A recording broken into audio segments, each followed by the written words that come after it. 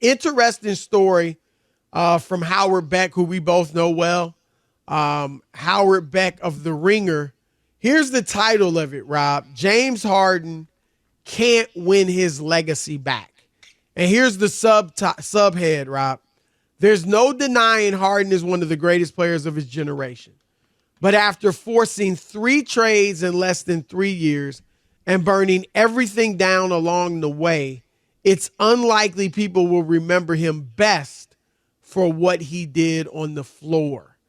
You agree with that, Rob? Like, you think there's championship, MVP, not that he's going to win the MVP this year, but, nothing can really redeem the wreckage that he's wrought over the last few years as far as his legacy? It's funny because me and you had this conversation and you didn't agree. You disagree with me when I said that there'll be some writers and people who will hold this against him. You were saying, "Oh, he's a first ballot Hall of Fame no matter what." Oh, he's first ballot. No, I know, but I'm saying, but what he's writing, Beck's not writing that he's not going to be in the Hall of Fame. I didn't say that. I never said he wouldn't be in the Hall of Fame, but I'm saying he's talking about his legacy, and I said it: 4 teams in 22 months. Some people will hold that against him, Chris. I don't think that they could totally keep him out of the Hall of Fame, but he might not get in right away, or there'll be people who will, have a negative feeling about James Harden, especially if he doesn't win. Now, here's my point.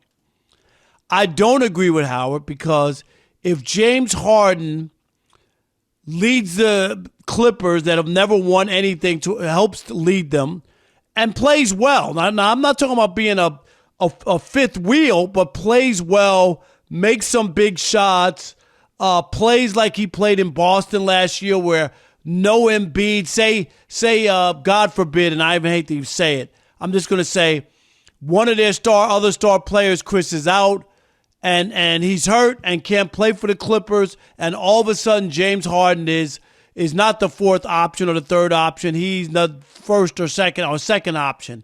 And he plays well, and the Clippers beat Denver and go to the finals and they win or whatever. You can't tell me that you won't look at James Harden differently. I think it's easy to say that because you don't see the championship or you don't see how it plays out.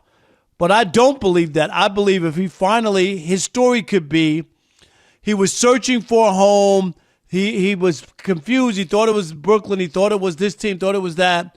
And ultimately, he came back home to the Clippers, played with people he really wanted to play, and he performed and did well. You writing that story? Yeah, it's a Hollywood script. All he wanted was a home. He was looking for a home. He was a lost puppy, and he wanted a home. So I'm just saying there is a scenario, I think, Chris, where his legacy would be changed. That's all I'm saying. Well, I think, first of all, let me say this, and James Harden, when you look at him, it's easy to just say, oh, he bailed on 3 teams. Let's look at him, Rob, and I'm not trying to defend him. But I'm just speaking the truth. Please don't. Houston was understandable, right? As far as him wanting out. He and the Rockets they were going in a different direction. They were no longer trying to win. They were going young. He's like, I still want to win. I'm in my prime. You guys are on a different timetable now. They agreed to trade him. He comes out, plays great like usual, and then it looks like they're softening on, well, maybe we'll keep him. And so then he goes into the tank. I'm not advocating this quitting, but he goes into the tank, and then they realize we got to trade you. And so they trade him. Brooklyn, now I still think he should have stayed in Brooklyn. Even without Kyrie, Rob, him and Kevin Durant, that's a monstrous team if Harden plays well. But you also can see he's like, with Kyrie, I came here to play with Kyrie and KD. Kyrie's not playing. He won't take the vaccination.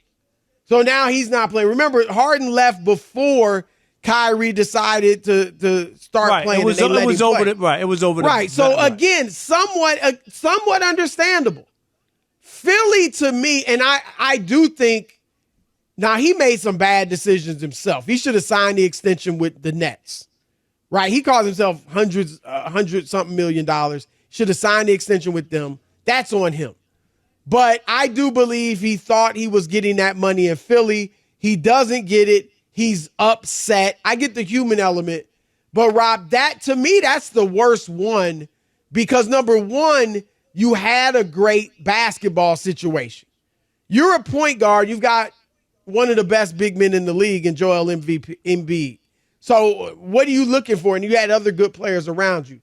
So I think that was the one where you could say, really, that was ridiculous. But I agree with you, Rob. I think if they win the championship and he's just, let's say he plays well, he's the point guard and Kawhi leads them in scoring, PG 13, Paul George is second. Harden plays well, maybe 19 and 10 assists. That's good. Right. But he's clearly the third guy.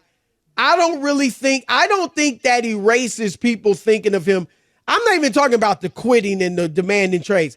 I'm talking about the notion that he didn't deliver in big games. I don't think just winning it as the third wheel does that, Rob. Because we said when the trade was made, we said he could play poorly and they could still win.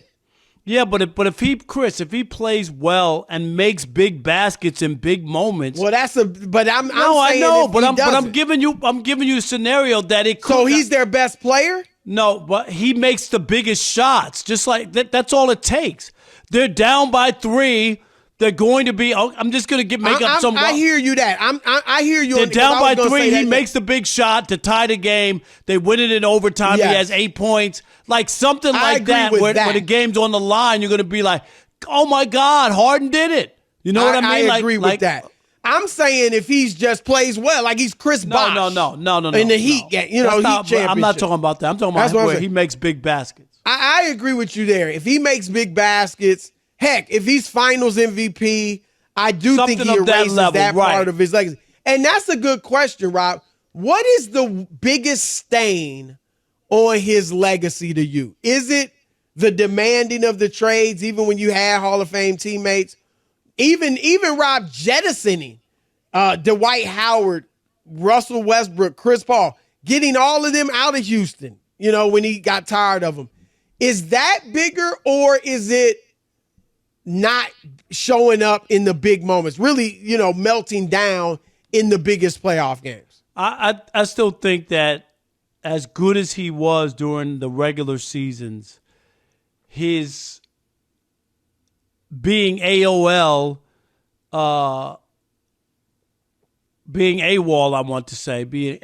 Chris, in big moments is what people can think about. Like, Harden was a great player. Oh, just in the playoffs. I'm not saying he never had any good games. No, but you remember the bad ones. You remember those as him disappearing or him.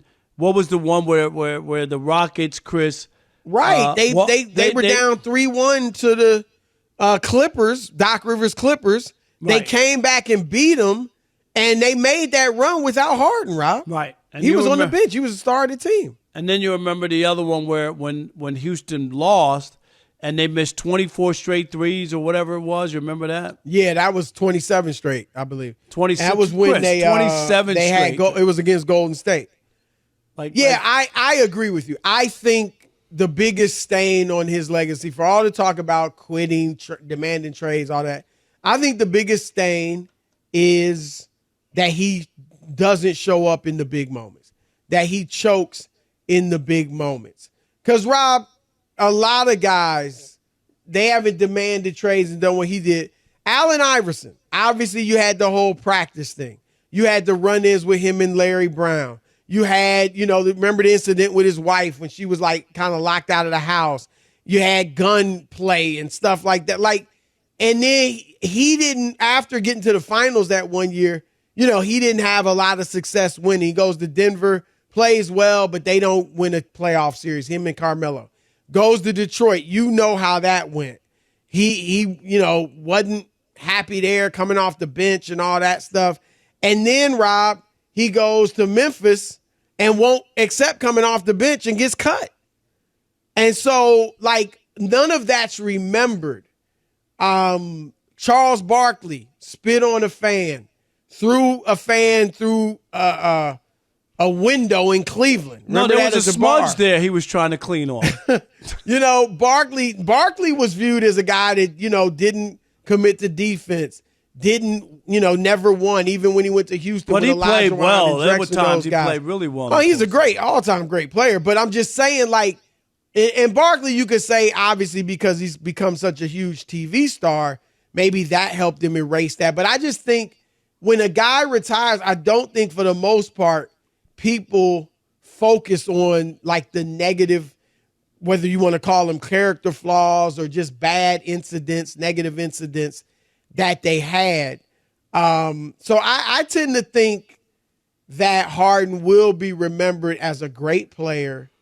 And I don't think they're going to win the championship, Rob. But if they do and he leads them, like if he leads them, he's finals MVP or like you said, hitting big shots, even if he isn't finals MVP. Right. Then I think he could, really kind of clean up his reputation as a guy that doesn't deliver in the biggest moments.